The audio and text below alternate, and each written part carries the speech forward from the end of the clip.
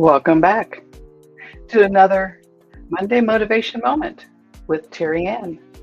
I am Terry Ann Porter, life coach, TA. We've been talking the last few weeks about some problem solving ways. Today I want to look at another method. Now, this method is creating a problem story.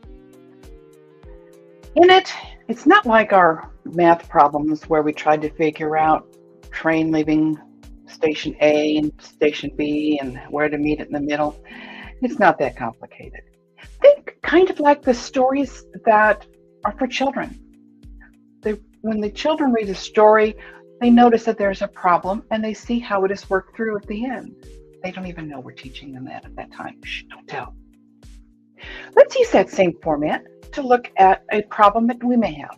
Now, today's is going to be a very simplistic example, but this is an example that you can use, develop, and apply it as things get more difficult and more complicated. You can figure out how to apply it for yourself.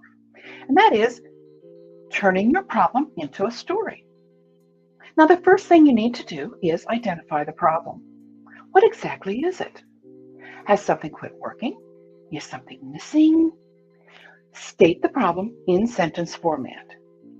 So let's say, for example, that you have a flat tire on your car. Let's write that out in sentence format. The front passenger side tire of my car is flat. The second part of this story then is, let's move forward in time. Why is this a problem? Now, you stated the issue. My passenger side front tire is flat. Excuse me. What will happen or not happen if the problem's not resolved? Is this something that needs to be fixed? Can you live without it? So let's write this out. I cannot get home from work with the flat tire. The tire must be fixed in order to drive the car. Now we've identified the problem and the future implications of the problem. So let's go backward just a little bit. What caused the problem? Was it lack of maintenance? Was it the weather? Was it one of the Kansas City potholes? See if you can determine the cause of the problem. So let's say, for example, that you drove by a construction site on your way to work and you picked up a nail. That nail has now resulted in a flat tire. So here is what you would write out. I drove by the construction site and I got a nail in the tire. Now I have a flat. Number 4, you know what the problem is now. You know the implications in the future and you know what caused it. How can you fix it? Just taking a look now as what are my options? Well, let's see. You could call it tire repair service. You could get a ride home from somebody. You could have your car towed to a mechanic. You could change the tire yourself. All are solutions. Which one will you choose?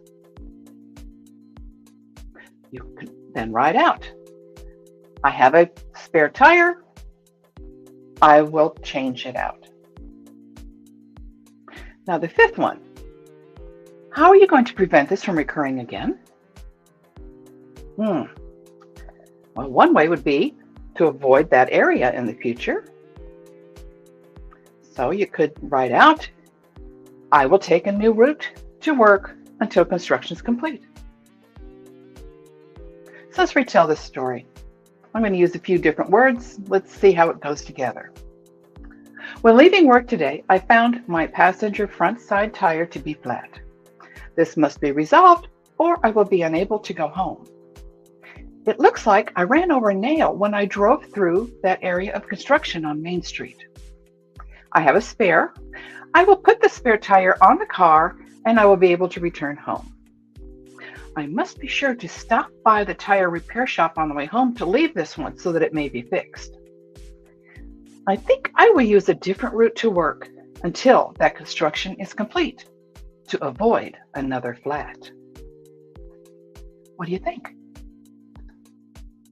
In story format, makes it simplistic, but it also brings out details that you may or may not have considered. I do hope that your week is filled with very few problems. But until next week and we meet again, I'm going to sit back, relax, and solve a few problems while I'm drinking my hot tea. I hope to see you next week with some more problem solving tips. This is Terry Ann Porter, Life Coach, TA.